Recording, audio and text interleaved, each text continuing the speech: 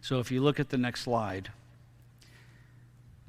Caesarea Philippi was a den. The best way I can explain it is this. Take Las Vegas times 10 on steroids. You now have Caesarea Philippi. It was the most depraved place probably, well, certainly in that portion of the world at that time. They had a temple here to Augustus and a court of Pan. Who is Pan? Pan was the god of the underworld. You've heard of the word panic, pandemonium. Those all come from this. He was half goat, half human, played a flute.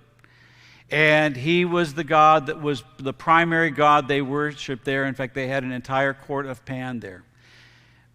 You know, I hope there's not any young people in here, so I'm just going to, since it looks like we're all adults, so I'm just going to lay it out for you as clearly as I can. 58 horrible, depraved gods were worshipped here. 58.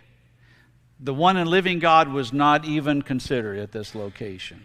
58 gods were worshipped there. This is what took place there. Child sacrifice was common. In fact, if an animal sacrifice was not accepted, they had to have a child sacrifice to make it acceptable. Prostitution, male and female prostitution, was the norm. Pedophilia of young boys and girls was done openly there. Not in secret, not in quiet, not hidden, openly. Sex with animals, especially goats, was very, very common and was part of the act of worship there. And it was so popular, this place was so popular, and again, it was a very large temple complex. They even had one called the Temple of the Dancing Goats. So you have this depravity going on all right here, but this little place right here, this cave entrance right here, was called by them, not by Jesus, not by Christians, by them, it was called the gates of hell. Literal gates of hell. Because all the darkness of the underworld was captivated in that one cave. And that's where the child sacrifice took place, inside that cave.